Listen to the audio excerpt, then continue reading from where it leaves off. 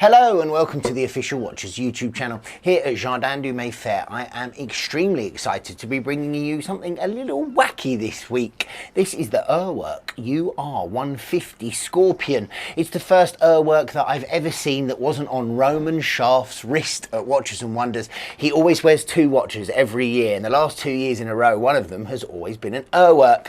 He knows a lot more about them than I do, so why don't we all learn together? So, the duration of an hour should be a period of play. It should be a celebration for that one specific hour in life. And so you have something on your watch, something exciting, thrilling and engaging to represent it.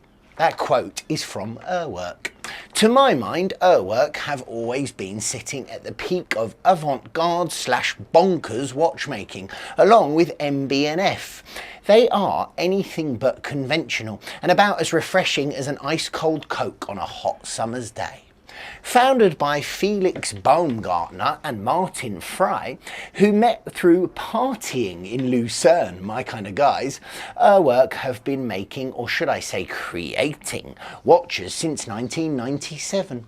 The brand is independent and fiercely unique, producing fascinating three-dimensional machines that can admittedly sometimes take a few beats to read instantly. But once you get the hang of them, immense wrist joy comes to the wearer. They aren't just masters of aesthetics though. These watches pack some serious watchmaking prowess to boot. This particular model is the UR-150 Scorpion, so named because the retrograde minute hand snaps back to zero with a speed comparable of a scorpion stinger. 1/100th of a second to be exact, but I'm getting ahead of myself. The watch uses a satellite display mechanism which consists of an outer minute track around the dial in an arc of 240 degrees. The inner part of the dial contains 3 discs, each printed with 4 numbers. You would think that these revolve at leisure, but they do not.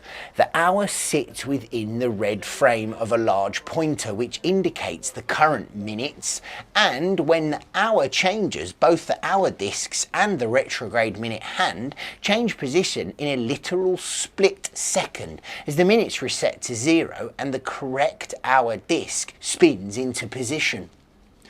If you're quick enough to catch it, this snap and realignment is a real treat and feat of Urwerk skill in this department.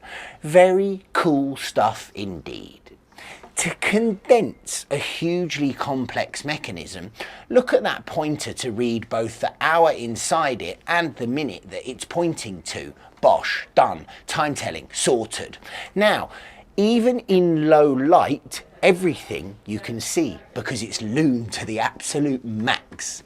The movement is automatic and uses a double set of turbines at the rear, which take care of both the winding of the movement and providing some shock absorption for the force of the retrograde swing back.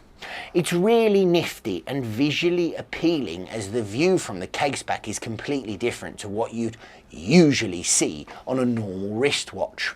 These ingenious mechanics are packed into a organically shaped tonneau style case, which at 42.5mm wide and 14.8mm large, the stats on paper though are deceptive because the sapphire dome accounts for some of the height and the rear is curved to hug the wrist. The Scorpion doesn't wear as large as you'd think, partly due to the ergonomics and partly because rather than being set to the side, the crown sits up at the top at 12, which makes the case side sleek and the watch appears slimmer. It's also lightweight as it's made from titanium with a DLC anthracite coating to give it a dark theme, which makes the dial stand out as the centre of attention, which is what it should be on this weird and wacky creation. The strap is a comfortable rubber wrist hugger as the case features a lugless design, so it flows around the wrist and ends in a twin trigger deployant clasp. And as a whole, the Dark Scorpion is supremely comfortable as a watch to wear and absolutely fascinating to observe in action. Now, it's not my cup of tea, I'm going to be honest, it's absolutely mental, but I do understand why true horological nutcases get into this style of watch, because it must be so incredibly difficult to actually make this watch. I can't even get my head around how they've actually put this together, even though it's right in front of me. So yeah, what a special piece. And if Urwerk aren't on your radar yet, and you are the type of person who likes to look for the wacky, weird and wonderful, such as MB&F, then I think this is going to be right up your street. Let me know what you think in the comments, guys. Please do give me your thoughts on this particular piece, because it means the world to me. I love seeing what you guys think. And thank you for joining me here at Jardin du Mayfair, heaven on earth for the watch enthusiast.